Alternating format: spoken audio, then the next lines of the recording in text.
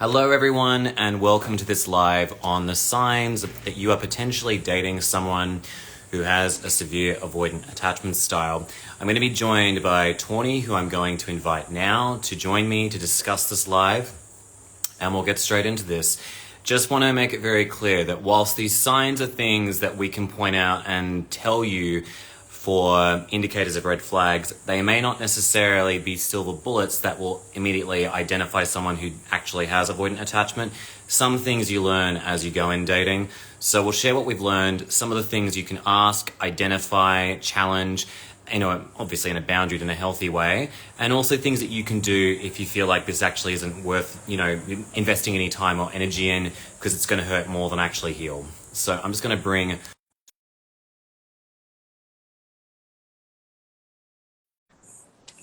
Apart from that, I hope everyone's going very well during this time of year. For those of us in the Southern Hemisphere, particularly in Sydney, Australia, it is very hot in here. Hey, Tawny, how are you? Good. How are you? Can you hear me okay? I can. I was just saying to the audience, like, it's boiling over here at the moment, but I know it's a different story for those of you in the States. Yeah, I'm in the Midwest. We just had like -3 and -4, and I'm just like, take me back to Florida. Can we, swap for a day? Yeah, I wouldn't mind. It's just insane. Like, it's so funny. I've had a few clients this week who are like, I'm stuck in a car in a snowstorm, and I'm like, I have no idea what that sounds like. Yeah, that's not fun. I'd much rather be stuck in hot weather, if anything. I don't, but it is what it is, I suppose, for us.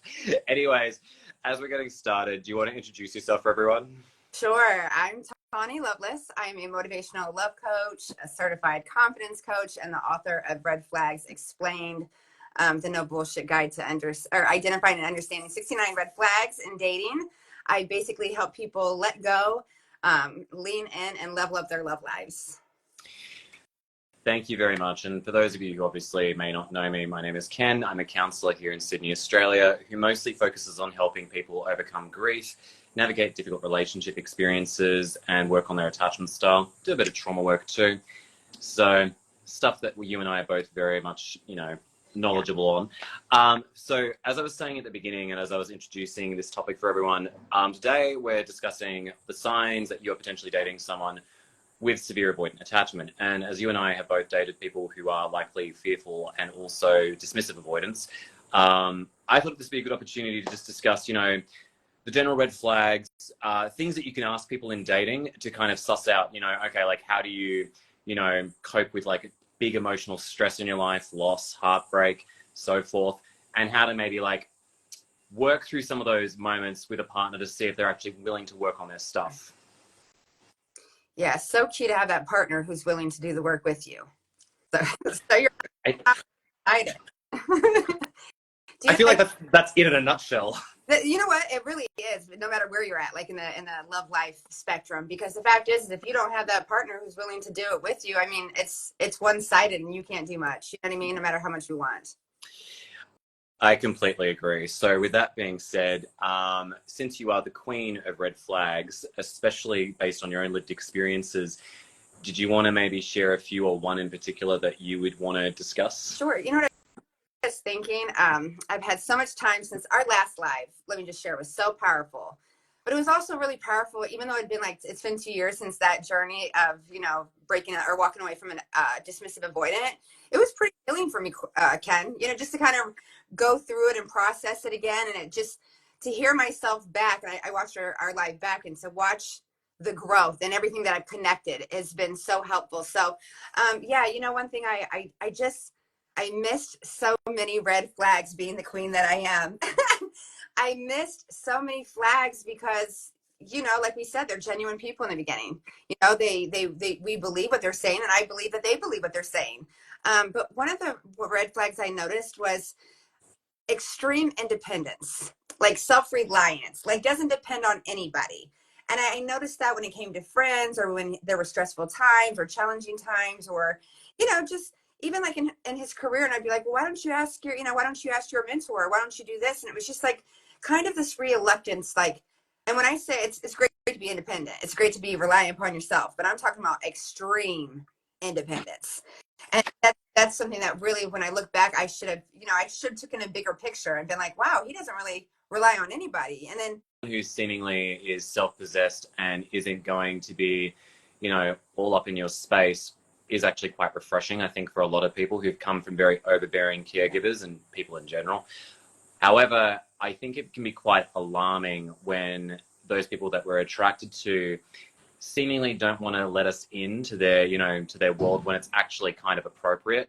When, for example, if there's times of, fights and, these people just feel like, oh, well, I can't let you in, like whatever subconscious belief they have. And look, I get it. I know why avoidant attachers do this, but it's deeply dysfunctional, because if you're an avoidant attacher and you think, well, whatever I say is going to make the situation worse, I'm going to make a bet that your silence is probably going to be even more painful than just saying anything at all.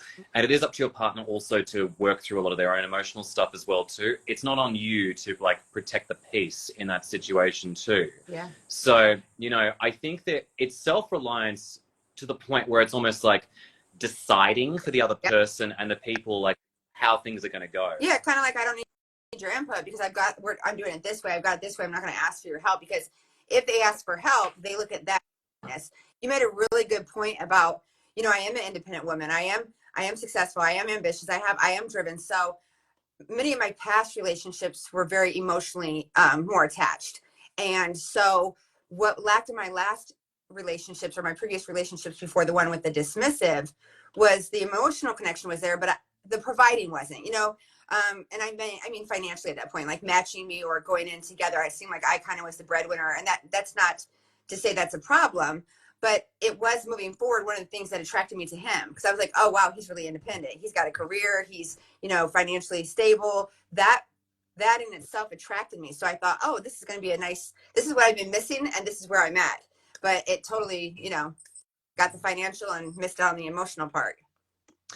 It's interesting you should say that, because I was going to say this is probably a red flag that I would join with what you've just shared, which is it's interesting how I find a lot of dismissive avoidance and fearful avoidance can be very light on with the gift giving, with the I'm just thinking of the other love languages, words of affirmation. Thank you. Words of affirmation. They're not great at that. Like in generally speaking, they almost feel like, I've had some clients say to me, my partner just struggled to even say they like me, yet they hang out with me all the time and say they want to see me.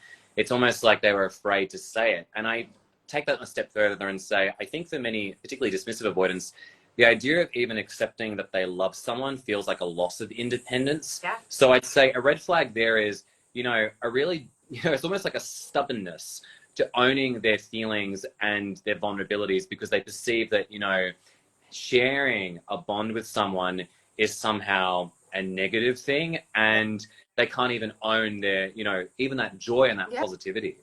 Yeah.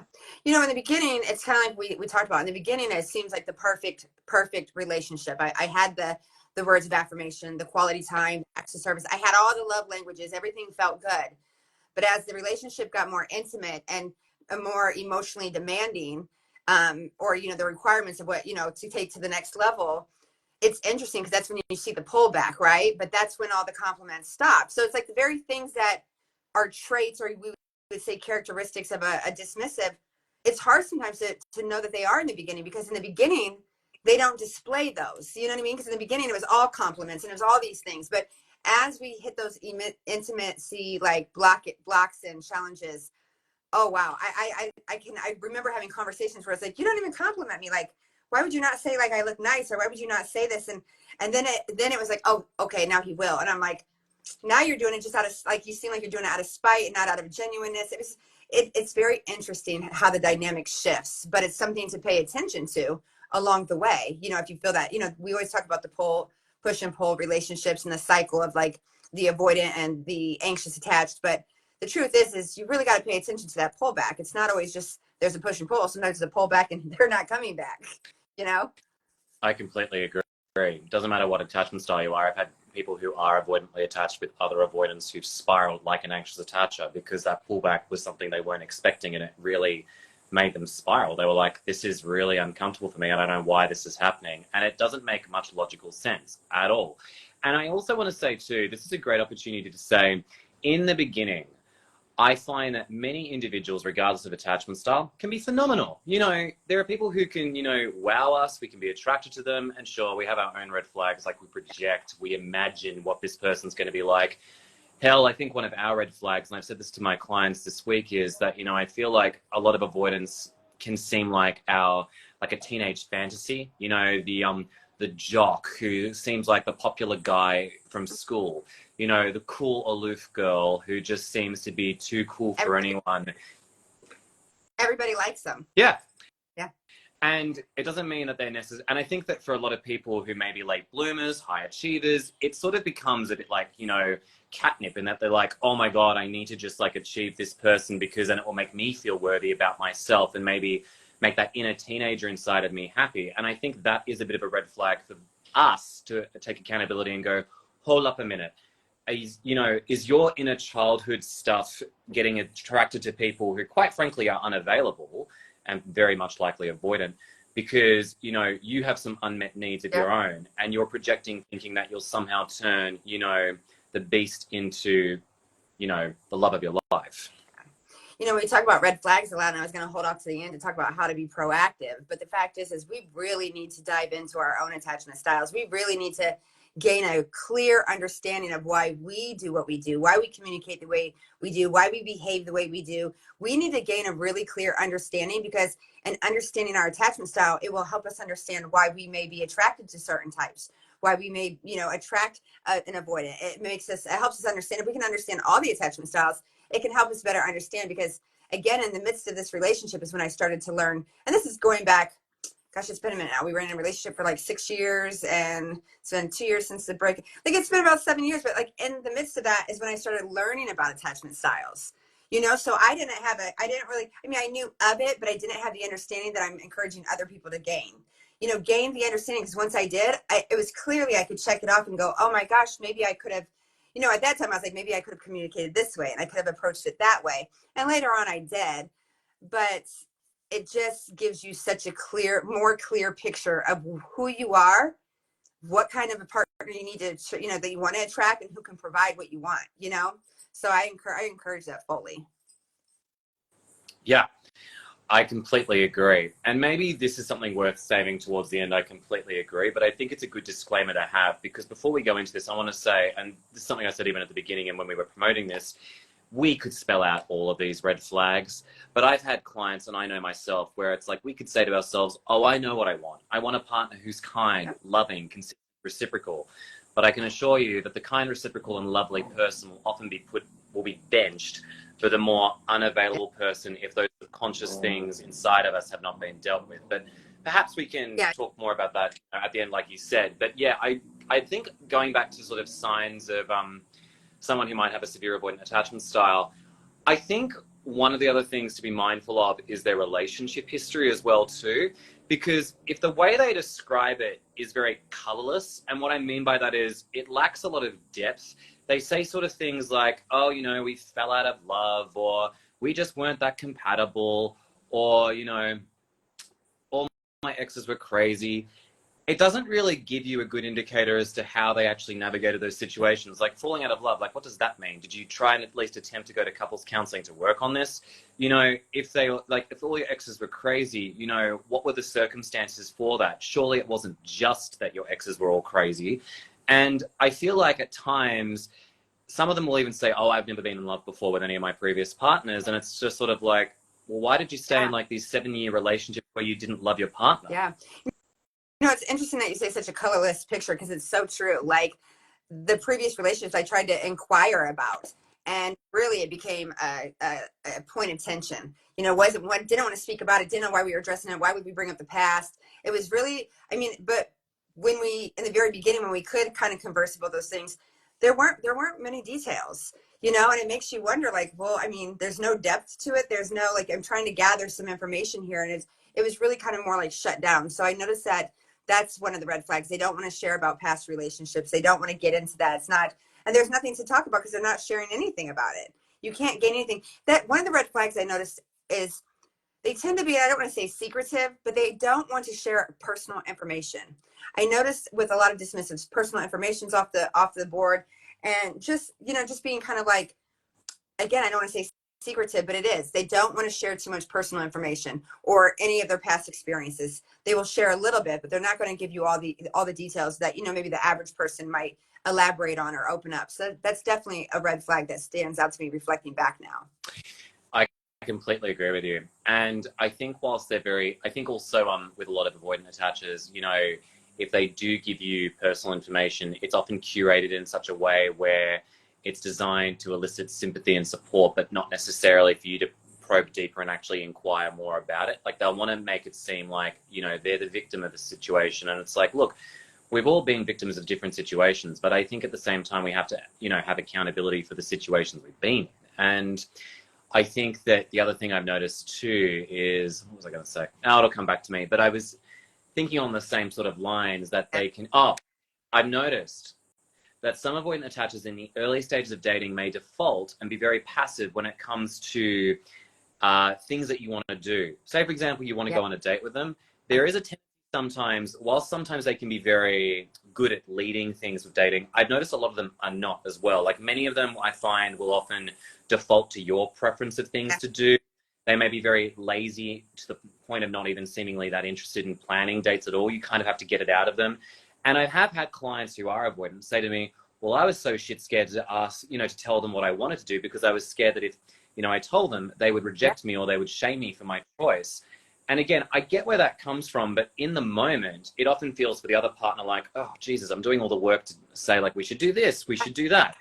Yeah. And so that's such a great one because that's so true. That happens so often. And with a lot of my clients, I notice that too. It's we're initiating it. And then for a woman, that just throws our polarity off. Now I'm taking the lead, it feels like, and I'm guiding everything. I remember we had a conversation one time. We were wondering why we were bumping heads. And like I said, they can be such great, you know, it's nothing against the dismissive. You know, I work with a lot of dismissive avoidance and I truly am genuinely passionate about helping or, you know, helping them guide them to a better understanding of themselves. But I remember we were at a point where it was like we had this epiphany or he had the epiphany because I already kind of knew it. But we realized we were both trying to, there were times that he would let me lead and do all those initiating. But there were times he wanted to, and he did, then we would bump heads because we're like both wearing the pants in the relationship, you know, where I'm leading, I'm taking the initiative, and he's passive on so many things. I remember thinking like, he's just really a nice guy, like a good guy. Like he's a good guy. Like he's not very, it's almost like just a nice guy. I wanted to say it's almost like an identity crisis, but he wasn't even having the crisis. It's just like there was no identity. It was just like a likable, good guy. I remember stopping in the middle of the road during rain, and he'd get out and help the gentleman behind us. And I'm just like, wow, he's just really nice. But just so, you know, just so there's no, it's straight across, Ken. There's no emotional roller coaster with them. It's just straight across, just super nice, no conflict. Another red flag, avoiding conflict, avoiding that emotionally charged conversations or any conversation that might lead to conflict. It was like, they don't want to have it. You know, they don't want to take the lead and they don't want to initiate any kind of conversation. Yep. Can I take a moment here as a gay man just to say, as someone who identifies more with like feminine energy for myself, it throws my polarity off too. I'm like, what the fuck? Like for me, it's just like, this is annoying. And I mean, it's not even just a polarity or a masculine feminine energy sort of thing. I get frustrated because I'm like, Jesus Christ, like, can you actually do something about this? Like, this is just like, it's a bit annoying to be the one who's overgiving. And I tend to be an overgiver. So I'm like, hey, I don't want to do this. Like, this is not my style anymore. Yeah. So, you know, it's really irritating.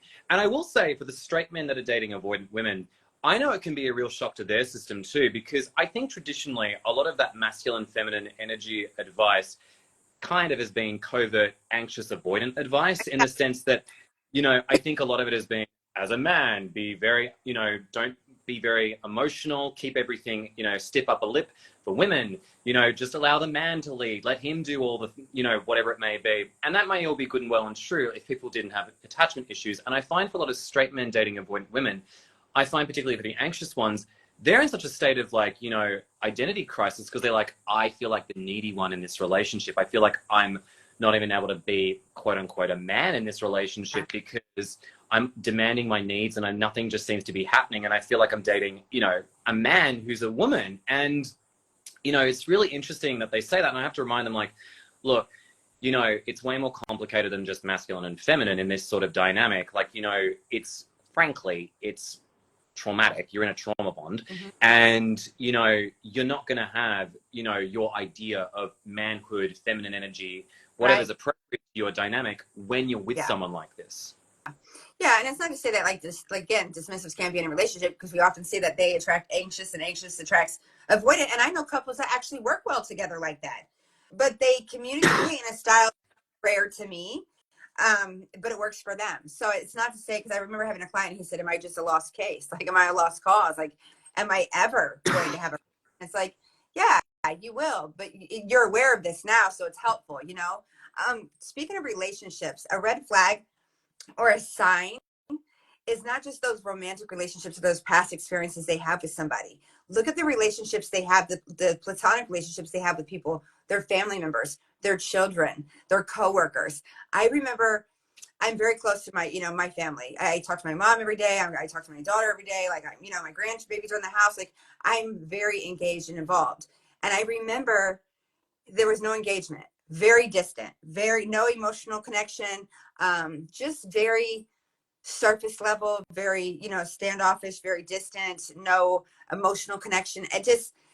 I saw that in the circle, you know what I mean? And then when I got to learn more about dismissive and all these different things, and it just was interesting, because had I paid attention to that, it would have told me a lot.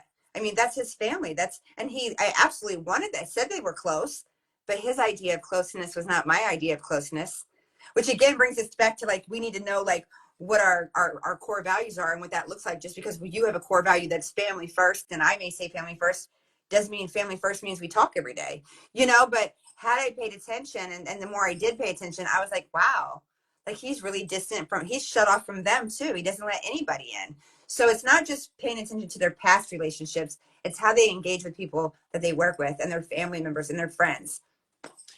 I could not agree more. And in fact, this leads me on to talk about, I think, a very similar red flag, which is how they define quality time. Oh, Because I think particularly in the beginning of dating, it's easy to assume we have great quality time together.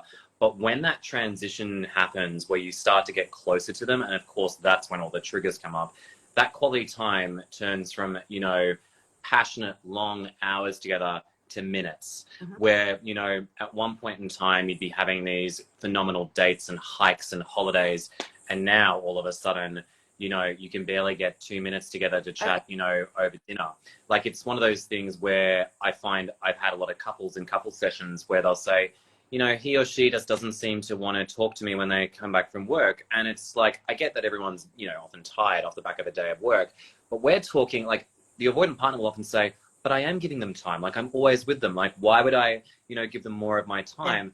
Because their definition of quality time is that they think just by being with you physically, in the way that they are, that's enough for them, because they're usually emotionally overwhelmed with the idea of getting closer to you anyways. Yeah. Whereas for us, we're often starved for that connection. And I've worked with a lot of secure clients too, who are like, this is not what I've been raised on. This feels very odd to me. And of course, if you don't know attachment styles, it's easy to think maybe you got the problem and that you're being too needy. Yeah, and it kind of comes back to that, like that self-reliance. That quality time is there, but then all of a sudden, when I say self-reliance, like, all of a sudden it's also what they need and what they're doing matters more. Like, the excuses became more like, well, I've got to do this, and I've got to take care of me, and I've got this to take care of, and I can't do this because of me on these things for me. And it's like, those things have always mattered, the whole relationship. But now all of a sudden that we're getting more close, we're getting more intimate, and we're trying to get out of this plateau and go a little more, in depth, or, grow our relationship.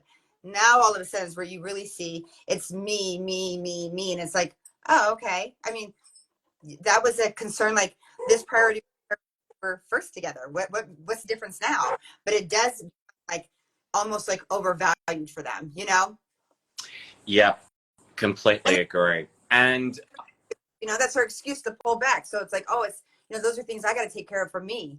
And it's like, okay, but they've always been there along the way, Yeah.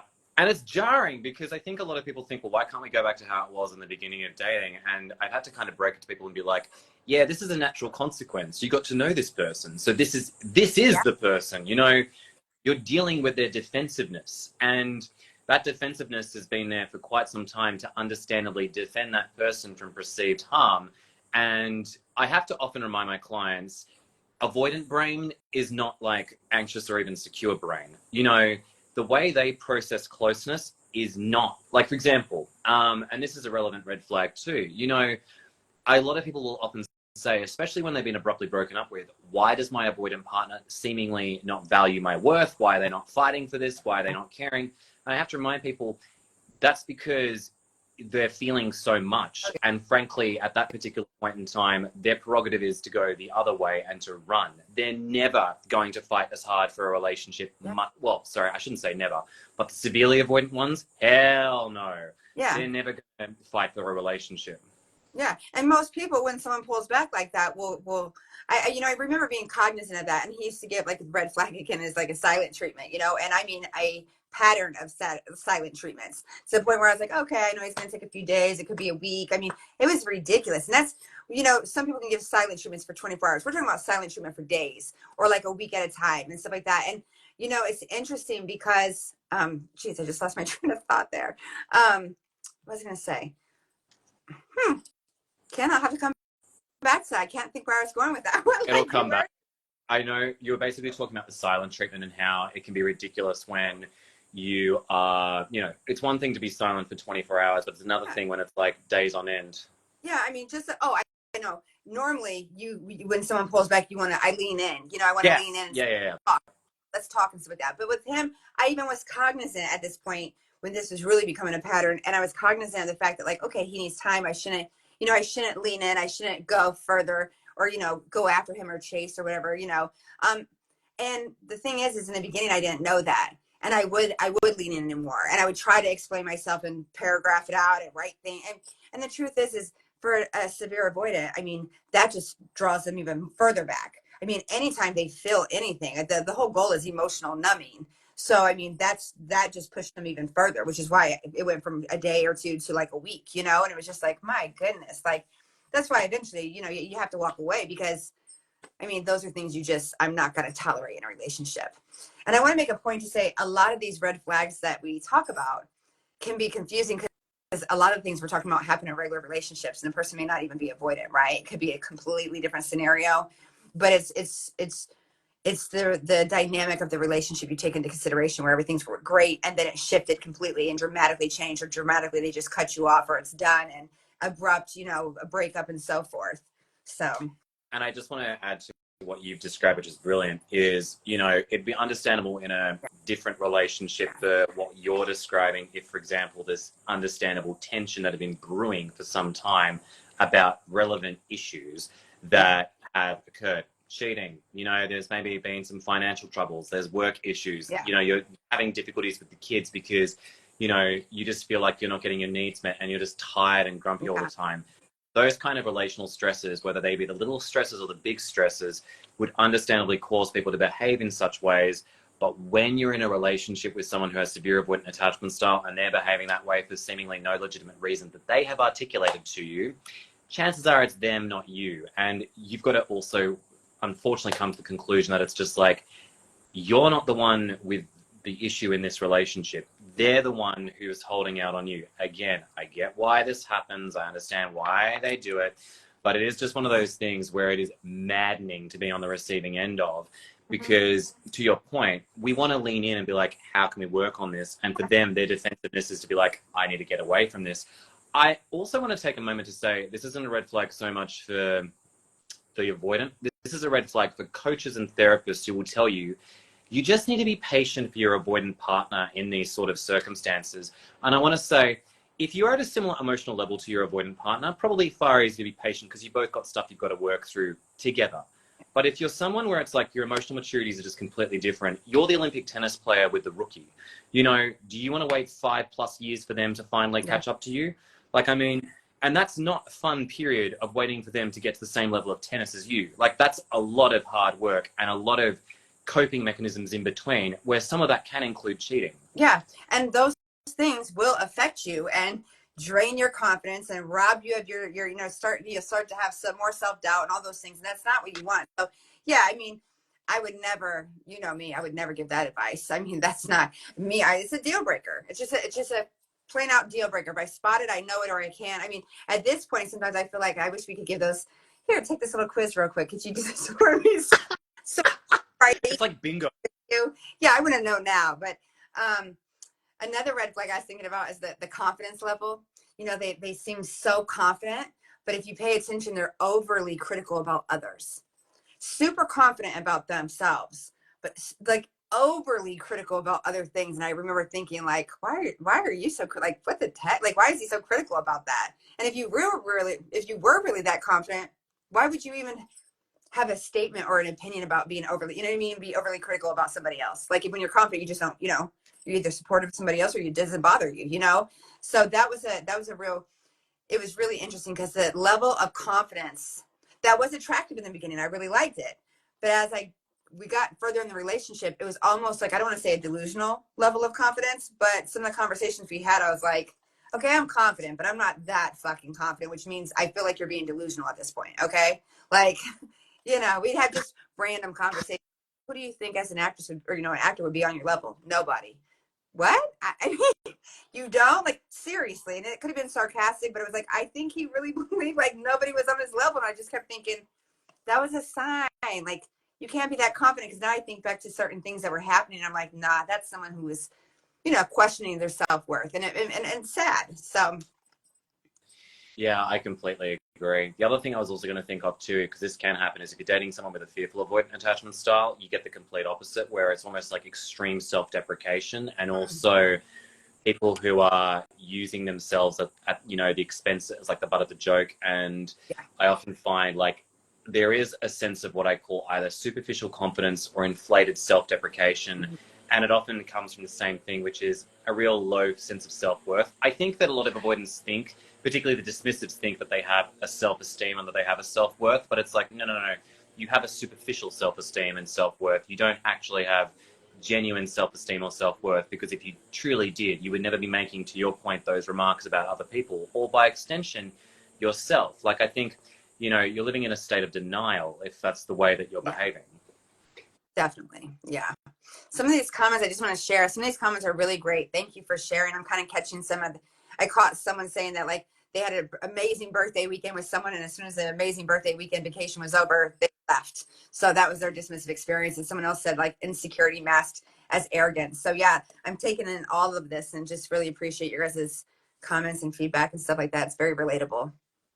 It is. And I also want to say another big red flag on the note of how someone had an abrupt breakup around the time of a birthday. I'd say if they're pulling away after a huge moment of intimacy together, I don't mean just sexual intimacy. I mean like emotional intimacy. You got deep with this person. You had such an incredible connection with this person. Then all of a sudden they pull away out of nowhere and they're seemingly acting like, you know, you're strangers, or God forbid they've ghosted you. That is one of the biggest red flags right there, that you're dealing with someone with a severe avoidant attachment style. If that person isn't able to come closer to you as a consequence and want to actually build that relationship with you, that is likely a sign of their attachment system at play. Yeah. You know what else? Speaking of that, I thought to moments of intimacy, physical intimacy, and I really was caught off guard. It was really interesting. I always felt like, you know, most of the intimate relationships I've had are, you know, there's intimate conversation afterwards. There's a connection that flows. There's an intimacy emotionally that we're connecting after, you know, we've had that physical interaction. And I remember thinking it was a very like very intimate in the moment, but as soon as it was over, it was no intimacy conversations, no talk. I always was kind of like, huh, that's interesting. I never experienced that before. I mean, intimacy, physical intimacy was followed by, you know, more, you know, cuddling and talking and emotional connecting, and looking back, I'm like, that emotional connecting wasn't happening after that moment, which is, I don't know for other people, but it always happened for me. So for me, that was like, wow, like looking back, that was part of dismissive. He didn't want to do the emotional connection. You know what I mean? That was already getting so close, you know, and so intimate. So for us to even have an emotional connection after that, it just, yeah, it stands out to me that was completely like almost like a switch gets flipped right after. Great. You know, I think nearly everyone I've spoken to has always said, I don't understand why it seems like they just flip off their emotions like a switch. But that's exactly what's happening in their brain. Like their brain, to protect themselves, it's like they're on a highway and they just like swerve to another lane. And the thing too I want to just reassure everyone is, if it seems like an avoidant person has lost feelings for you, they have temporarily, and it's not a genuine sign of loss of feeling. Real loss of feeling takes a long time to happen for a lot of people because that's a process. But for someone to seemingly just shut down like that and to switch off, that's a sign of some attachment issues right there and trauma, because nobody just loses feelings that quickly. The best equivalent I could have is, and I've said this to a few of my clients, it's like an allergic reaction. You've been enjoying cake for a long time, but then all of a sudden, due to a nut allergy, you taste something that tastes familiar to nuts or something that you dislike. That's going to give you disgust, and you probably spit the cake out and not want to touch it for a while. But of course, your fondness for cake isn't necessarily gone for life. It might return over time, but you know, that's your body's way of protecting you. Yeah. All of it. It's a method for them to protect themselves. And so, I mean, it's unfortunate that they self-sabotage in the moment and stuff. You know, another red flag is that I remember in my expression of love, we would get in these little conversations or debates about, like, he thought I was trying to control him. It was always control. I was always trying to control him. And I'm like, what? Like, that's me being loving. Like, that's me loving you. Like, that's how I love, you know? And it was like, no, you're trying to control. And I was like, okay. So at this point, my head was like, so anything I do that is an expression of love to that extent, that deep, that intimate, that emotionally in depth stuff is controlling. Like, he viewed it as controlling. And I understand from, you know, obviously the background and the attachment style, but it made me realize, like, no matter how much I try to love this person, no matter how many ways I show up or show them, it's always going to be viewed as controlling, you know? Yeah, it's so good that you brought that up, because the thing that I was thinking of as you were saying that too was, you know, when they have coping mechanisms that are coming in between you and the relationship, like this, you know, they're messaging their exes, they're sexting other people online, and you know, talk to them about it, be like, this is feeling like a real deal breaker for me. I don't really like you doing this, and you try and set boundaries, they'll often come with that thing of like, well, I can do whatever I want to do. This is controlling. How dare you do this to me? And on one hand, yeah, I understand where they're coming from. However, they engineered this. Yeah. Like, you know, it's like, you know, if you weren't so insecure about yourself and about getting close to someone, these coping mechanisms would never be here to begin with, and we wouldn't be having these conversations. Yeah. And for those of you that have a hard time thinking about leaving or walking away from a dismissive avoidant, think about that. These are coping mechanisms that are so far ingrained. I mean, I don't know. We don't have the power to fix that. We just don't have the power to fix it. That's why when you hear me say it's a deal breaker for me, it's a deal breaker because I know how ingrained it is. I can't go to the level, to the root of what caused this without them wanting to, you know, and I can't do it. I can't do it. So it's like, for me, it's just it's a dead end road. I can't, you know? I completely agree. Yeah. And I think that, you know, it's very easy to, I've noticed this too. Now, this is a bit of a red flag for us, and again, maybe something for us to collectively discuss at the end of this live. But one thing I've noticed as a red flag for people is they often think we can teach emotional vulnerability to our partners, that if I'm open, if I'm patient, if I express my vulnerability, that seemingly that will demonstrate to the other person that they can do the same. And I'm here to say, if you truly want to date an avoidant attacher, doing the secure behavior will push them away. Being vulnerable with an avoidant is like a quick way to get them to back away from you. Yeah. Which is always so interesting because you think about it. Other therapists, another coach will say, well, the best way to, you know, change the relationship is to change how you're modeling things in a relationship. You know, why don't you model the behavior you'd like to see? And it's like, yeah, that's why I said it always goes back to the attachment style. Like, it plays into it. No matter which way you flip and dice it, it plays into it. So you can't just randomly give advice. And sometimes I'm guilty of that, just giving advice. And of course I get comments below like, well, that doesn't work because I'm like, of course it doesn't. You know, this is not for everybody. And hopefully everybody can discern which message is for them. But yeah, it doesn't. Yeah. So interesting how that all plays out.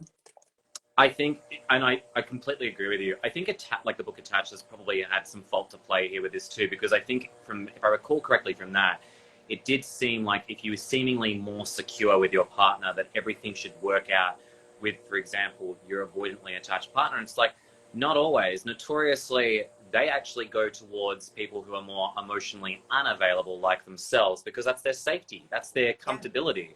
They don't want to be with someone where they feel like they have to be vulnerable. Yeah. Well, yeah. And you know, it's interesting. Secure works really well. I believe, you know, at least I know in my experience, especially with friendships and stuff, if anxious, you know, or anxiety, you know, they have the anxiety and the anxious attached, because then I can model that behavior. Like, I don't, you know, have to call every 5 minutes. I can still reassure you I'm still here, those type of things. And that's a little bit easier, but with an avoidant, no, it's almost like the flip side of it. So excuse me, it doesn't always work. No. Which No. brings us to why we need to know our attachment style, you know, to have a little bit of understanding of what we're you know, what we're dealing with. Completely agree. In my experience, there are some anxious attachers who are quite severe who will do similar sort of stuff because they don't, you know, they don't like that. They actually may think that we're being avoidant by being secure. But I do want to just make this disclaimer, which I think is one of the very first things that you said when we jumped on here, which is unless that person is willing and wants to take accountability for their stuff, good luck, because that's it. This is what, you know, you're dealing with. You know, I think it's amazing that there are so many people who want to take accountability for themselves and actually do better. And I get it, because I mean, like, you know, I'm a firm believer of you should leave no stone unturned within reason, of course, in these kind of dynamics. You know, do what you can to try and, you know, work on this. But even as you said in our last live, if you're at the point where it's almost like you're short of killing yourself, I think you've reached your limits. You know, you can bend yourself backwards like a pretzel to try and make yourself more secure for whoever it is you're dating.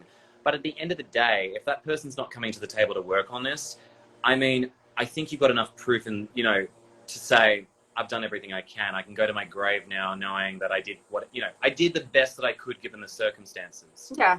And honestly, you know, not everybody, I mean, most people who have probably tuned into our conversation are, you know, on the level of wanting to learn more about attachment styles and, you know, are already in this, right? But for people who are like, I just don't even know anything about attachment style, and this is way too much. These are honestly just like boundaries that make sense for the average relationship.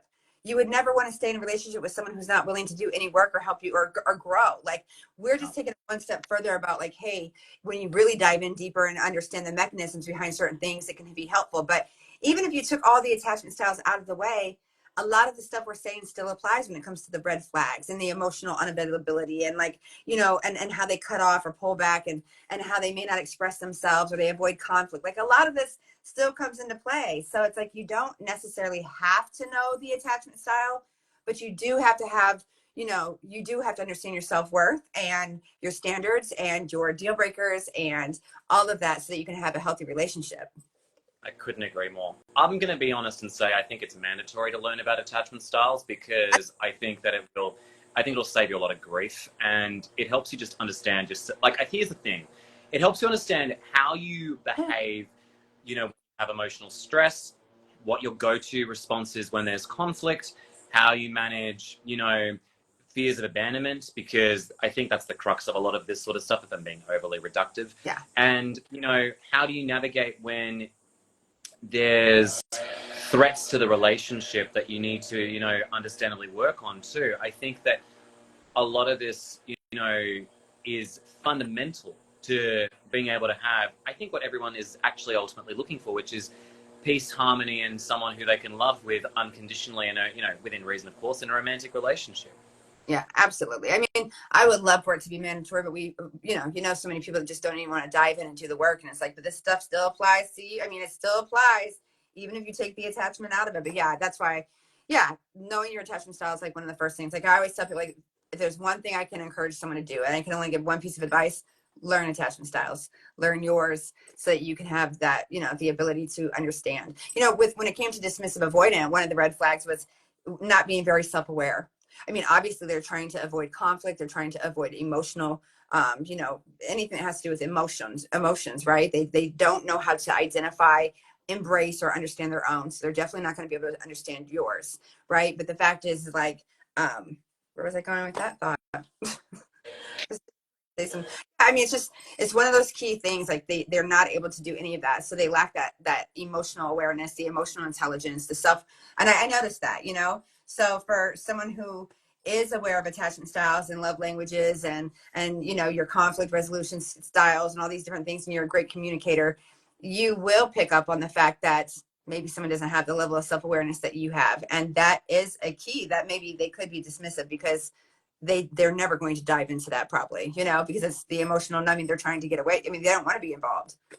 Yep. And I also want to make an asterisk on that too and say yes to everything you said, but also self-awareness won't cure your attachment issues. Like, you know, you could be very understanding of your own issues. And I've had a lot of avoidant clients who know where a lot of this stuff comes from, but we have to remember, in the thick of the shit, those defense mechanisms are automatic. They happen, Yep. because the brain and body is hardwired to Yep. protect itself. You know, we think we can talk our way out of our trauma, but I got to tell you, as someone who's been working through their stuff for a while now, there's no talking your way out of Yeah. that shit.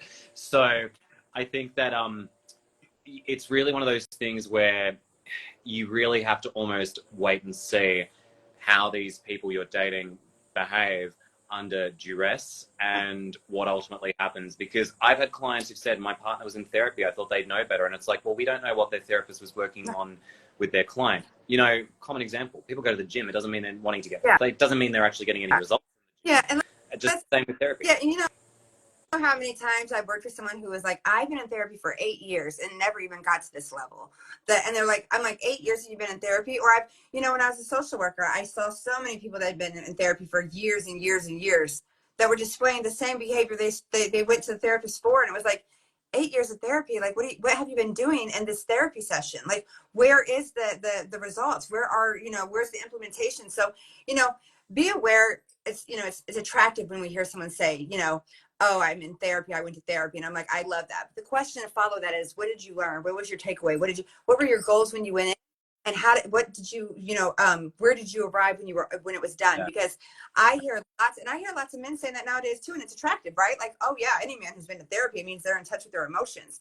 But just because someone's been to therapy doesn't mean they've got the knowledge, they've implemented, all of that. And now it's this wisdom that they're applying. And so, yeah, you need to follow it up with more in-depth questions. Completely agree. And I've also experienced the same thing from a lot of my clients. They're often like, yeah, I didn't even get this deep in my therapy. And I'm thinking, well, without slagging on the therapist, I mean, that's disappointing, I suppose, and it's unfortunate, but it is what it is.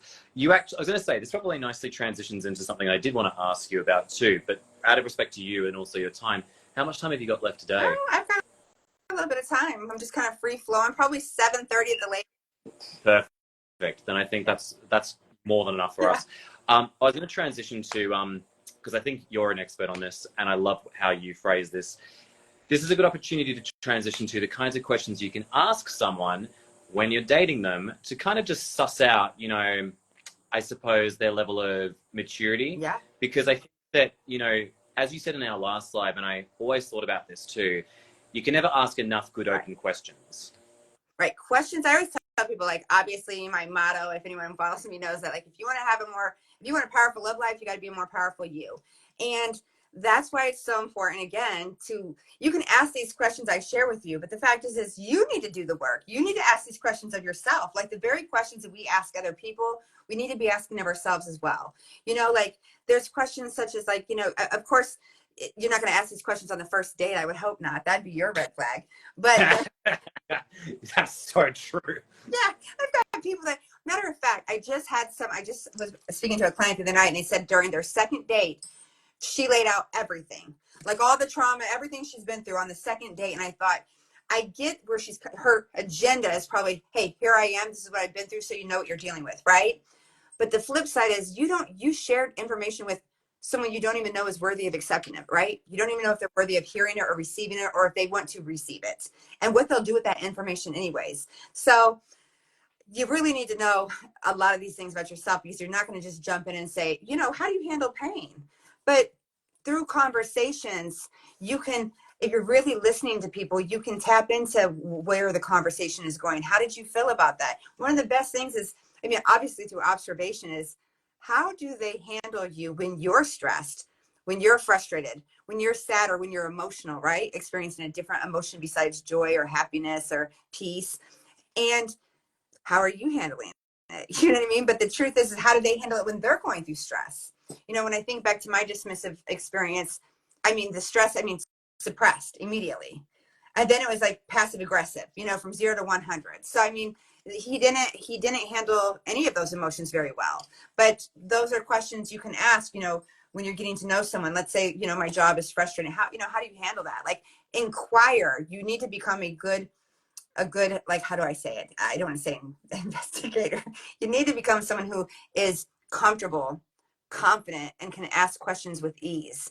I can give you like questions you can ask, but it's kind of hard because it's like they flow in the conversation, and they will flow much easier if you know more about yourself. But one of the questions you need to think about is like, how do they deal with past pain? Like if you've heard someone say, well, my father just passed, and you're like, oh, I'm sorry. But if you're dating somebody and thinking about potential relationship with this person, how did you handle that?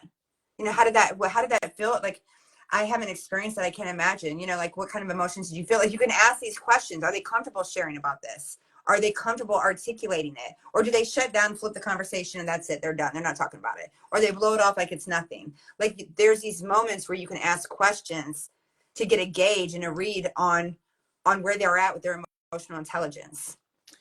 Yep. I'm trying to think of questions right now, but honestly, they're open. It's open conversation, which brings me to, are you a good communicator? Because if you're not a good communicator, you're not going to be able to ask these questions with ease and confidence so that you can get an open flowing answer or response, I couldn't agree more. And I think a lot of that too comes with time and practice. Like, I mean, I myself have made the clumsy move of sometimes asking questions off the bat, being like, what's your attachment style? And I think that's normal when you've had a bad experience like this in dating, because I think we are a bit hypervigilant. And I often tell my clients, listen, if you're going to reject a few people because you're scared that they're avoidant, just do it. Like, I mean, it's not a big loss at the end of the day if you're going to do that to someone in the first handful of dates. There's plenty of great people out there. Because at the end of the day, I'd want people to get to the point where they can be comfortable to just ask questions and to just chill and to be like, okay, well, if I suss out that there's potential stuff that I'm not feeling comfortable with, I need to talk about it. It's an opportunity not to act out of hypervigilance, but an opportunity to then act out of curiosity. Like, for example, I've had dates where guys have been like, they've lied about their age to me, like to my face. And instead of just sweeping that off under the rug, I've been like, do you want to tell me more about that? Because is that an insecurity around you not liking the fact that, you might be rejected because of your current age bracket? Is it something to do with, just how you feel about yourself? And then funnily enough, those dates usually fizzled out very quickly, but I'm glad that they did, because it's just kind of like, look, if you're going to lie to me, I'd rather know now, because that's a habit and I don't want to deal with that, frankly. Yeah. So, it is one of those things where you kind of just got to get to a point where you're comfortable just being in the uncomfortable. And I've, had questions like, I'm curious, what were your response? How have you learned off the back of your previous relationships? Like, what have you taken from that? What would you say is your accountability off the back of that too? Because it often is interesting how sometimes people will find ways to worm their way out of any accountability. Sometimes to a degree, there might be a bit of truth to that. But I think maybe going to something that you were saying too, like, okay, say a close relative has passed away, and we're talking that they're a relatively close family member. Even if they were an abusive family member, you would still expect that person to probably say something about that, But if it's just, oh yeah, my family member passed away, I just broke up from my previous relationship 3 weeks ago, it's kind of like, you're acting pretty cavalier about that. Are you, like, is everything okay? And I'll often say, oh yeah, I'm fine. Like, I just think it's best to move forward. That to me is a bit of a red flag, and I'll explain why. It takes time to process emotions.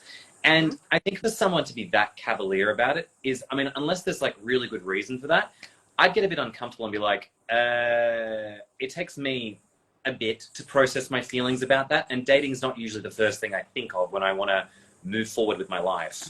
And I thought about something else. A lot of times when you're not comfortable yet and you're not confident in asking those questions, when someone brings up a point of tension, like, oh, I got more things to do at work, or, my supervisor laid this on me. Anytime there's a little bit of tension or stress or a challenge, or, yeah, my best friend passed away, or anything that happens, if you're not comfortable asking the question, then just say, would you be willing to share more? Like, can you share more about that? Because you are curious. You want to know a little bit of details about these things and how they articulate, or how much they share. Someone may just turn around and go, well, yeah, this is how it happened. And, we were friends for this long. And you can gather by what they're saying, how in depth they'll go in sharing. And also pay attention to, do they ever mention how they feel?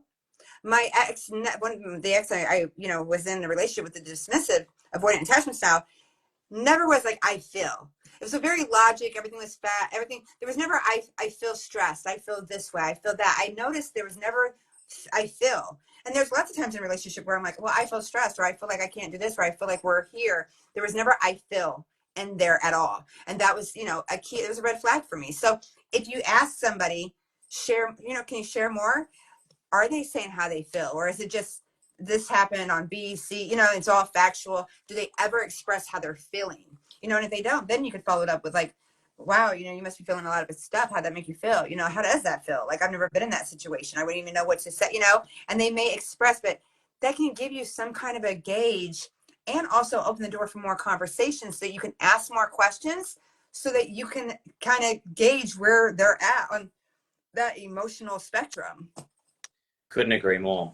Yeah. Something that came to mind as you were saying that too, because this is highly relevant to avoidant attachers, is what's their deal with their exes. Yeah. Many of them are still friends with their exes too. Oh, yeah. So, you know, great opportunity to ask questions like, I'd love to know, you know, how is your relationship with your ex now? Like, you know, what does that look like for you?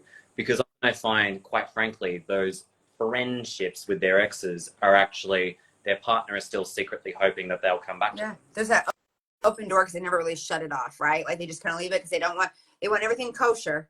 You know, they don't want any conflict, so they never really put the foot down or put the boundary down. You know, there's nothing wrong with, you know, asking people, how do you handle conflict? If I'm dating you, I don't want it to feel like an interview, but I also want to inquire about things. Like, how do you typically, how did you and your ex handle, you know, conflict in your past relationship? How do you prefer to handle conflict? You know, play around with the way you word things. I always talk about word play with my clients. Word play is key because, you know, you could say, well, how do you handle conflict management? You know, or like, how do you resolve conflict? That sounds very, you know, very like aggressive and maybe, you know, you're interrogating things. You could just say, when you come across a challenging situation, like, how do you prefer? Are you like someone who likes to talk about it? Do you find yourself like you need time to process it? Yes. You know, wordplay is important. Then people don't feel so pressured to respond. But even that question alone, people will tell you. Oh, people, when I ask that question to people, people are very pretty upfront. Well, I need time to process it. I got to have time to process it. What does that look like? Follow the questions. I always tell people ask questions in threes because if you just ask one question, hey, how was your day? Fine. Oh, really? You know, your day was fine. How was the rest of your, you know, how was the day? You know, or like you elaborate the questions, you can keep going and going, but by 3 questions, you usually get more of a detailed answer, you know? So it doesn't have to be the same question. How was your day? How was your day? But it's like, how was your day? Oh, okay. So did anything exciting happen or what's the best part of your day? You know, then it keeps by the third question, they're usually sharing more information. So that's another part to asking people questions so you can kind of peel back the layers. And you know what I love about this is, and this will help people as well, is you'll often start to see people's defensiveness around this sort of stuff as well too, because if they feel uncomfortable answering some of those questions, your gut will just feel instantly triggered, being like, I've hit a nerve here. I remember once on a first date, and I actually don't think there's anything wrong with this. I'll often ask, you know, people that I date, I'm like, hey, you know, I'd love to hear, you know, like, what's your experience of dating been like? And I don't think there's anything particularly wrong with that because it's a very, you know, to be frank, if you're going dating and you're asking a question, how has your dating experience has been? All out here dating, and we're dating right now. So what is it like? Yeah, I had a guy who went from 0 to 100 very quickly, saying, "Oh, I don't think that's appropriate to be asking me at this stage." And I'm like, "Thanks for sharing that with me," because you know it really gave me an indicator that I'm like, I've had 99 other guys, figuratively speaking, who didn't have an issue with that, and you're the one that does. Like, I mean, out of respect to you and your privacy, I get that. However, to me, that seems a bit sus. It's kind of like, you know, if I was out surfing, which I am at the moment, and I was like, what's your experience of surfing been like? And they're like, oh, well, I don't think it's appropriate to be talking about that on the first surf. It's like, okay. Yeah. Thanks for that. Yeah. And I think like when you said, like, I think a great question, especially since it's so common nowadays, like everybody knows about love languages. I mean, you can start a conversation like that. Like, do you happen to know your love language? Or I just read about my love language. What's your love language? And they say, you know, acts of service. And, you know, people end the conversation there, but it goes back to my 3 questions. What does acts of service look like for you? Like, what's your favorite act of service? Or what does that look like? Does that mean taking out the trash? Or does that mean, you know, service on a whole nother level? Do you know what I mean? Did you just say what I just saw earlier? I had a good laugh with that. But you know what I mean?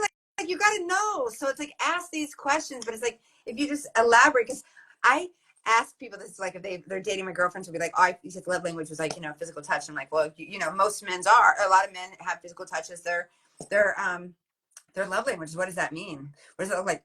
Well, I mean, I guess physical touch, like, I mean, intimate, like sex, intimacy. And I'm just like, you could have asked more questions. What does that look like? Do you like PDA? Do you like public displays of affection? Do you like to handhold? Do you like when, like, I'm just maybe come up behind you in the kitchen? Like, what does that look like? And then from there, you can even say, so how far are you into this? Like, do you know your attachment style? You know, like there's ways to do it, which comes back to the wordplay, so that you're not like, do you know your attachment style? Do you know your I agree that do you know your attachment style is not really an effective question to ask sometimes around that too. People don't even know their attachment style half the time as well too. But I think the asking, okay, whilst I'm not the biggest fan of love languages in general, I think that use of it is really good because it's just, you know, what it's great is it sort of it helps you understand how well that person thinks that they know themselves too. Again, if they're pretty colorless with their definition and it's kind of sparse detail, you know, you're kind of like, you know, it can kind of look. We're not. I think the other thing I'm just going to say here, we're not here to try and make you unnecessarily hypervigilant in dating and being like, well, if someone's guarded about their information, then you should just dump them. It's really about getting you in touch with your intuition, being like, how do I feel with this information? And also, if you're the one who's constantly pumping the questions and they seem to be reticent to actually asking stuff about you, I mean, come on. Like, we're not here to, this is an Australian phrase, we're not here to fuck spiders. You know, we're not here to waste time and to just like, you know, beat around the bush. So I think it's a weird, quirky thing that we have. I like it. Yeah, I like it. You're right though, but I mean, I think you have to like. We're so big on you know being reciprocal and making sure we have you know like everybody's reciprocating the same level that we have. Then you know like me, I'm tuned into my emotions. I want to know that you're tuned into, and we can have these easy conversations that flow. So you know if I'm talking to somebody and they aren't asking questions back or they aren't you know the conversation isn't flowing, that's an indication that we're probably not on the same level of self-awareness or emotional intelligence, and that's fine. And maybe we had enough fun that I'll go on a second date to see if you do, and you just weren't willing to share that much. Like, you know, there's all kinds of things when it comes to dating, and it's not to, you know, put you don't do this and don't do that, but just be more self-aware because we tend to get ourselves in situations. I was just doing a video, a reel about if I have one more person, I don't understand. Lately, it's been I want kids, they don't want kids, but they still exchange phone numbers and hang out and hook up and get together. And 2 years later, they're like, well, I don't understand why we're having problems. Okay. I want to live abroad, but he doesn't want to, he's not the type that would move, but I really like her. And they're still hanging out. And then there's a problem a year later. You've got these deal breakers in front of you. You've got these things that don't align with you, whether they're not emotionally aligned with you, whether they're not on the same level as you, whether they don't have the same core values as you. And you still tend to engage and put yourself in a situation. And then a year later, you're wondering why you have these problems. And it's like, you just didn't stand firm on what you wanted, you know? No. And I think this is a great opportunity now to finally get to that point of our conversation when we talk about our own red flags and what we need to do about this sort of stuff too. You know, you're right. And I can say I've done that and I know exactly where that came from. Scarcity mindset. I think a lot of people have FOMO. They think, but what if this is the person for me? We have such a great connection. I'd be a fool to miss out on this. I'm like, I can tell you now, you can get a great connection with a lot of people, frankly. It's not some elusive, ephemeral thing. I think a lot of us, I get that, like, when we first have chemistry and connection, a lot of us are often thinking, oh my God, this is, you know, the first time I've ever felt this way and I'm going to never have this again. It's like, no. I mean, depending on, quite frankly, and this is actually a red flag that I will say is something we have to be very aware of. For the love of God, don't let that chemistry that you feel on the first date, that physical attraction, be the indicator that you found someone who is necessarily best for you, because in my experience, as I've learned recently, that is often a glaring red flag. And I've even paused a lot of the time now whenever I'm feeling like that huge chemistry rush, because quite frankly, I feel lovesick and I also don't think properly. And I often actually need to like regulate myself out of it and being like, okay, let's get back to not pedestaling this person and actually, you know, treat them like a regular human being again. So I feel comfortable to ask them questions that are relevant, because I think when people get lovesick due to, you know, high chemistry, lots of oxytocin, you lose your sense of, you know, you lose your sense of stability. Mm-hmm. And also your capacity to ask said questions in the first place. I think when you get to a level of self-awareness and emotional maturity and a higher level of EQ, like emotional intelligence, physical attraction doesn't like light your fire anymore. I mean, not to say that you can't be super attracted to someone, but it's like, I mean, looks are looks, and I mean, whatever, you know, like I'm more, you know, attracted to, you know, their level of all of that, you know, besides their looks. And I like to think that people get so caught up in chemistry and connection. And the red flag here is you need to pay attention to comprehension and compatibility. So chemistry and connection, we have that. Me and Ken have chemistry and connection, but does that mean we are compatible and that we have comprehension when we're communicating? So I think a lot of people bypass that and then set themselves up for red flags, which, you know, we easily bypass red flags. Red flags, I like to tell people, are not always just straight deal breakers. Red flags are signals for us to ask more questions, layered questions. Those 3 questions, keep peeling back. And I'll tell you why I say they're not always deal breakers. And then if they don't want to elaborate, then that's the deal breaker. Okay, so for instance, in my book, it's like, if you know, we talk about like if you date someone and they're separate, they say they're separated or they're going through a divorce. So for some people, that'd be a deal breaker. For other people, it's a little, it should be a red flag. The red flag is so you ask more questions. Are they just now getting a divorce, like the 3 weeks fresh, you know, it's just now happening? Or have they been separated for 10 years and they're finally doing it and they've lived separate lives for 10 years? Then, you know, then I understand where you might want to move forward because this has been clear. But people don't ask enough questions to get the clarity that they need. And that's what they're there for. They're signals to ask those questions so you don't set yourself up later, you know? I couldn't agree more. I think that it's very easy for us, I think, to be scared to ask those questions, particularly when the connection feels phenomenal in the early stages of dating. And I got to tell you, avoidance, you know, for the avoidance that have also come from very emotionally incestuous backgrounds, meaning they've had overbearing caregivers where the caregiver, the parent, has tried to make their son or their daughter a partner instead of treating them like a child, they end up being ridiculously good in dating because they already know how to play the field. They know how to ask questions and be curious and to get into you. They usually have a deep desire for external validation. And as a consequence, you know, it's really important to understand that you can be love bombed very easily by people who may not be intentionally trying to love bomb you. That's just the way they've grown up because that's how they've had to placate their caregivers. Mm-hmm. But you have to then also put all of that, you know, you have to be very mindful that when you are feeling that chemistry rush, to put it to one side to the best of your ability and be like, why am I feeling this intense rush this early on in dating? Like, this is a little bit, you know, this is a bit much. Sometimes it's nice, but, you know, you've got to also, as you were saying, you know, be like, maybe, you know, in reflection, I've often found that a lot of the times I've felt so intensely with that rush is because there's been self-esteem or, you know, self-worth things that I've needed to work on, like, you know, unmet needs from my childhood, feeling like I'm finally being chosen by someone and stuff like that too. And I mean, out of respect to my privacy, without going into a lot of details into it, you know, the point simply is, I think the intensity of our emotions can often be a reflection sometimes of our own need for inner work. Absolutely. It definitely is a reflection of the work we might need to, you know, take time and look at the inward with ourselves. I see that someone said, what other questions should you ask someone to evaluate if they have an avoidant attachment system?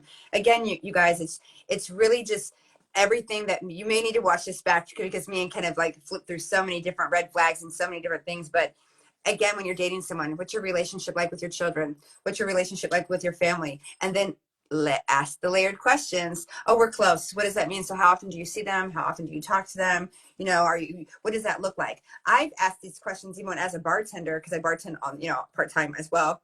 I've asked these questions to just customers that we're having conversations, and I can hear, well, you know, whenever she needs something financially, it's almost like an indicator. Oh, so you think you're close, but she only reaches out when she has a financial issue. So the fact is that's your idea of close.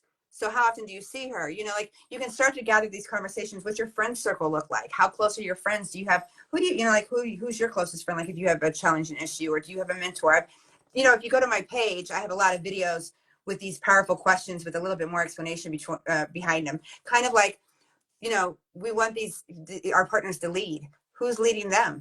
So a lot of times the question is, you know, who's your mentor? You know, who mentors you? And it's not like you're watching somebody.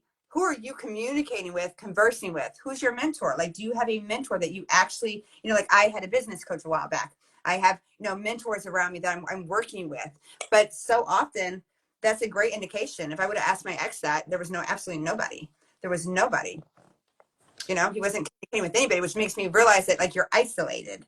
So if you're isolated, who are you reaching out to? Another question to ask is, you know, how do you find that you express your emotions? You know, how do you express yourself when you're stressed? What do you do when you have moments of sadness? When's the last time you cried? Like, these are questions you can just ask because we know that dismissive avoidance don't, you know, they're trying to avoid emotional connections, you know. Someone who works a lot, someone who's constantly busy, always focused on work, so they don't have to, which again, you know, can be for me. I thought, oh, he's a provider, he's working a lot, but the fact is he was also working so he could avoid that emotional attachment and that intimacy I wanted. So, you know, how do you work? What does quality time look like for you? So these are all questions you can ask, and you can ask them in any dating situation, but it's whether or not you have the awareness and the emotional intelligence to understand how they respond and be able to, you know, break that down and process it for you. So, you know, oh, you know what, this might be a red flag. I might need to slow down. I might need to ask more questions. Couldn't agree more. And I think that it's very important to really try and get a lot of detail within reason from, you know, some of these things too, because I think it's very easy to just assume things with people as well too. Like you said, oh, they're working a lot. Wow, high achiever. They must be so good at their job. They must be so good at a relationship. Yeah, it's so easy for us to do, but you're right. But it's like, I've done that. And I think that, yeah. But the thing is like a workaholic is actually an addict. And, you know, you got to treat that very seriously, because if they're using work as a coping mechanism from their own stuff, that's not a sign that you've found a provider. That's a sign that you've found an avoider. And that's not necessarily what probably a lot of, or anyone is looking for. I've also noticed this other question here, which is phenomenal. And I'm keen to throw this one to you and I, which goes, what questions should we ask ourselves, or what should we consider when a severely avoidant ex reaches out months later, during and after we have been spending time reflecting and growing? And I'm just going to start my answer to this very quickly and say, in my experience, having had the horror of listening to stories where people have had second time, third time, fourth time, fifth time, sixth time, seventh time with an avoidant partner, I'm going to let you know now, I would never do that to myself. Like, it's been ghastly listening to those stories over and over again. And I feel for every client who's actually gone through that experience. But if you want to leave no stone unturned, my first thing I'd say is, you know, what have you taken away from our experience? Because clearly they thought there was a reason to leave in the first place, presumably. And have they had time to actually properly reflect as to why they thought that was a relevant reason to leave the first time around? Because if they haven't, this was going to happen again, and it'll happen faster this time. Yeah, my first question would probably be like, what motivates you to reach out? You know, what pushed you to reach out today? Like, what motivated you to reach out today? Like, I'm just curious. And then I would probably go right into the questions you asked, because I mean, what is the, you know, it's different for each person. Like for me, we were friends for 20 some years. We were friends, and it was done, and never heard anything again. So it's like, I often think sometimes, you know, like, what would I do, you know, if they reached out? Because we had that friendship, I might take the time to listen, but you would have to come with some, I mean, it means nothing. I've given myself closure. I didn't get closure from that. Closure comes from me. So I've already given myself closure. So it's not, I don't really, I mean, why are you calling? Which is why my first question would be, I don't want to be like, what's your agenda? What's your intention of calling? So what motivated you to reach out? Because I'm clearly not sure, unless it's an apology or for you to express what your questions were, you know what I mean? Like for them to express what they've learned. I don't know if I'd have anything to say. I mean, there's nothing there's no way to, it would never be the same. It would never, there's no reason to even reopen that door. You know, that's a chapter I've closed, and I wouldn't want to go back that route. So that's interesting. I think you just have to take it upon yourself. I think people who tend to ask that question are also asking themselves, would they go back? You know what I mean? There's that hope piece that kind of floats around. And as I've shared before, you know, you don't really heal until you let go of that hope. So, I mean, if you have any bit of hope that maybe a year down the road or sometime they'll reach out and you guys could probably get back together, then, I mean, you probably need to take more time to reflect upon what you're about to dive into, because it's not going to be good for you. I'm going to be brutally honest and say my hope has been detonated every session I've been with a client where I've heard that story. Like, I've listened to so many of these accounts, and, you know, it's just made me realize there is no hope, you know, unless the person actively goes to therapy. And there is research that says it takes 3 to 5 years for most people to work through their insecure attachment with a trauma-informed specialist. And Ken, that's then people don't understand 3 to 5 years consistently, maybe once or twice a week. That's not like twice a month, and that's not like once a month for 3 years. That's like involved, engaged. They have nothing. They are so focused on healing that part of them, and that's just not. That's rare, you know. So I mean, we just call it like it is, and it's not to say it can't happen. It's not to say that, you know, some of the dismissives I work with, when they hear this, I've had them come back and ask me, well, you said like it would never, like, why am I working with you? Like, what's the, because the awareness you have can change the dynamics of your life and in certain areas, you know, that you need to be aware of. So I'm just saying, as far as having a romantic relationship where you could be fully secure and you know, match that, is going to take time, but it doesn't mean you can't, you know, start that process sometime, you know. 100%. It's like anything in life, you know, you're not going to be perfect at it overnight, but at the same time, you know, and this is, I think this is an issue that I have a lot of coaches and therapists online who are peddling these ideas that you can overcome this in like 3 months. It's like, no 12-week course has ever been able to cure someone of lifelong trauma that led them to be the way that they are. It is a slow burn. And you and I both know from our respective personal experiences that working through stuff like that takes time. I want to make it clear, at a place of validity for people who've been through this too, I respect people who want to be back with these people because, like I've said consistently, they're not bad folk for the most part. They're people who are, you know, hey, like you and I said in our last live, I never thought I'd want, you know, marriage, or I never thought that I would have that depth of love until I had this experience. And I gotta say, so grateful that it opened me up to a lot of things, and I will forever be grateful to, you know, my version of what I went through. And I did have a lot of hope that you know, that this person would come back around. But I will say that over time, whilst it's very valid to have that feeling of wanting to maybe do a redo and to try and make this work, I have gotten to a point now where, honestly, like yourself, I'm totally indifferent to it. I wish them the best, but I would not put myself through that ever again. That emotional pain, I'm like, no amount of love is worth that. Yeah. And I want to share with everybody that, I mean, that I came to this conclusion too, not like 2 months after we broke up or 6 months after we broke up. This like maybe a year and a half. And then I'm like, I think maybe a good year and a half. And then I was finally like, okay, like, no, there's no way. And that's because I built my confidence. I poured into my self-love bucket. I've gained more emotional awareness. I'm a better me. So I could never go back, you know, and recreate what we once had. So there's no point in it. But it took me, it's not something that happens overnight, you know, and it's definitely, once you get to that level of growth, it's like they say, when you grow, you're no longer attracted to your ex. That's someone I would never probably even consider at this point ever, because I'm not the same person I was back then. So yeah, don't beat yourself up, be compassionate. You know, we get what you're going through, but yeah, let go of the hope, because that's where the real healing starts to take place. I agree. And I think that it is one of those things where, you know, I have total empathy for people who are going through the thick of it. I totally get it. I was there, and it's a phase, you know.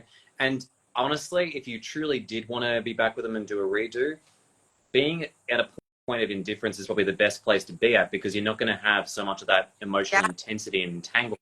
You'll be in a position where you're actually much more boundaried and can be like, right, we're going to do this. We both need to go to therapy. I've said consistently, if my ex ever came back around to me, which I don't think that they would ever do, I'd be like, we're both going to therapy to work on this. I am not going through that amount of pain ever again. And also, frankly, the fact that you're unsure as to whether or not this was the right move for you to make back then, and you're questioning that now, you know, with all due respect, that's, you know, that's flaky. That our relationship is at the mercy of your, you know, your thinking.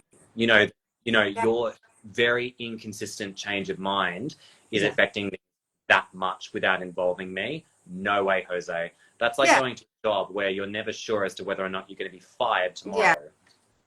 And I think, you know, like someone said just a conversation would be good, but it won't happen. You know, I used to think that too. You know, if I could just have a conversation, but those conversations you want right now because you're in that emotional turmoil with what's happened, you're not, it's just like closure. You're not going to get the answer you want. You're not going to hear what you want to hear, what you need to hear. That's what you need to tell yourself. You know, you need to pour into yourself and tell yourself what you need to hear, because you're not going to necessarily get what you want from them. You know, she said she doesn't want him back, but it feels like she lived a lie.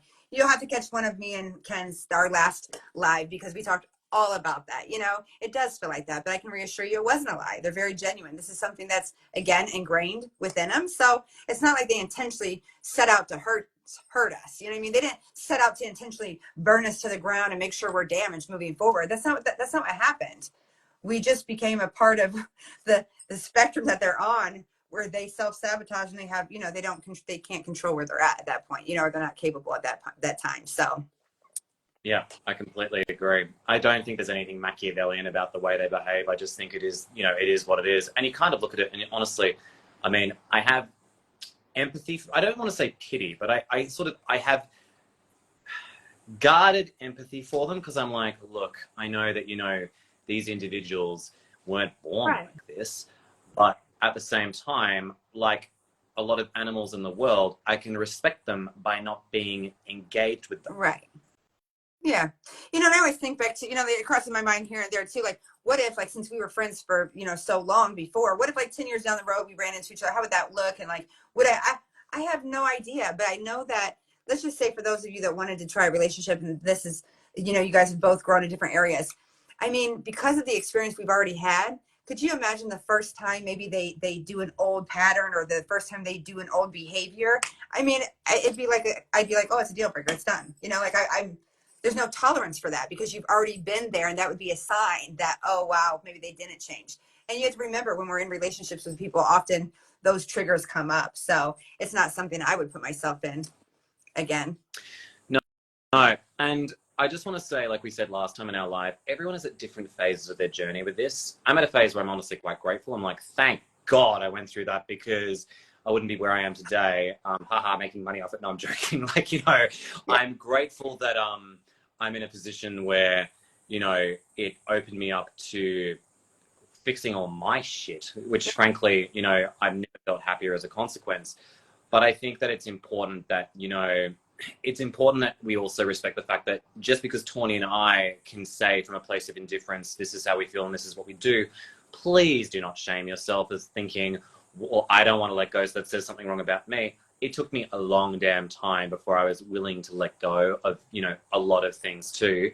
Far better to just allow yourself to, you know, unshackle yourself one bolt at a time, because I think there's a lot of pressure on us in this day and age to just let go seemingly overnight. And then we shouldn't be, you know, feeling the way we feel about these people. But the reality is that, you know, if they were truly just assholes or dickheads or whatever you want to call them, it'd be so much easier to get over them. But the reality is it's not that easy, because what a surprise. They were a complicated human being with complicated processes of their own. And I think that I can see someone actually wrote here, and it's probably the last thing I'll say out of respect to your time too, is I can see someone says, but do they regret the breakup? And I'm going to just make a brutally honest comment and say, no, not at the beginning they don't. Often they're actually feeling tremendous relief, but they're like, thank God I'm out. I don't feel that pressure on me anymore. But I will assure you, they will regret it, you know, eventually, because that emotion comes back to them and hits them like a freight train. Oh, yeah. But don't wait out on it. And I can also say, if they, you know, a lot of them sometimes will reach out to you, but if they don't, they'll usually rebound to someone new. But for many of us, we will be their one that got away. So frankly, you know, it's the curse of what they're going through at the moment. And, you know, often at times they've got to go through a version of what we've been through, where they've had serious abandonment, to then go to therapy to work through their own stuff. And that is when they realize, oh my God, what have I done? I cannot believe I did this to people. Oh, yeah. Yeah. Yeah, I agree with everything you just said. Yeah, in the beginning, no, it's definitely a relief, because they felt that pressure, because we were constantly like, you know, we wanted to have that emotional connection, and why are they doing this and all that. But down the road, yeah, like for me, 6 years in, for sure, he definitely regrets it. I mean, I'm definitely the one that got away. No doubt about that, you know? So it's like, I think it's also a mindset, you know what I mean? It's a mindset. Someone says something about, you know, they do it to punish us, you know? That's not my mindset anymore. Like in the beginning, I was like, is he doing this to punish me? But as I process things, it's like, no, he was self-sabotaging. He wasn't trying to punish me. He punished himself by every move he made. So, I mean, the fact is, yeah, it's a lot to process. But if you guys are still in the middle of like dealing with a dismissive avoidant breakup, then I encourage you to go back and watch me and Ken's live, because we dove a lot deeper into like the emotions and all these questions I see that are coming up. You know what I mean? Like, you know, feeling bad for your, you know, the empathy that you feel towards your ex and all that kind of stuff. And regret. We talked about all of that. So I think it'll be important for you guys to check that out. I completely agree. And just to round out, I just want to say thank you so much for your presence as always, Tawny. I love chatting with you. And I have to say, the last live we did, probably my favorite one that I've ever done. Like, I mean, the amount of depth that we had with that one, and just, I think the raw emotion that we had around that, I was just like, phenomenal. So thank you so much for that again. I still rewatch that every now and then just because I love the engagement of what we talked about. I do too. You know, we've done a few. We did some of my red flags book when we first started. I watched that from like, gosh, it's been a couple of years. That was like one of our first lives together. But the one we did with the recovery of a dismissive avoidant breakup was by far my most powerful live too. I think, like you said, it's just of our raw experience and the way we were able to, you know, share our emotions, and we were just showing up as two individuals rather than two coaches. You know, we were just sharing the whole experience. So I appreciate you for having me. I saw someone ask me about my book. If you guys go to my page, Linktree, you'll find that in my suite. But it's Red Flags Explained, the No Bullshit Guide to Identifying and Understanding 69 Red Flags in Dating. There's a link. And then, you know, we spoke a lot about awareness and just gaining, like, wanting to know more about ourselves. And I just got finished. I think last time we did the live, I was just launching my Accelerate. It was a 30-day challenge. But if you guys go to my suite and you want to jump into, you know, getting to know yourself on a level of like self-awareness, self-discovery, self-love, and all of that, a quick acceleration. That's why it's called Accelerate. But it's a 30-day challenge. You guys can check that out. That way you can, you know, it's kind of like, you know how some people don't want to even spend years trying to get to know all this attachment style and all these things about themselves. But the more you know about yourself, the more powerful your love life can be. And why not do a 30-day challenge that can really give you that growth spurt you need? I'm going to complement that by saying the more you learn about attachment theory and also yourself, it's not going to just impact positively your romantic relationships. Oh. It affects so many other areas of life too. Finances, career, and so many too. I've got to run because I've got to get to my next thing. But I just want to say again, thank you for being here. And please, if anyone's been inspired by listening to Tawny today, please check out her accelerator. I'm still just, you know, working my way through my wait list and just taking more time for myself so I can come back to this place from a place of being, you know, refreshed, creative, passionate, because your boy's a bit tired. But I love being here to have this conversation. So thank you again, Tawny, and I wish everyone a wonderful day. Yeah, you too. Bye, everyone.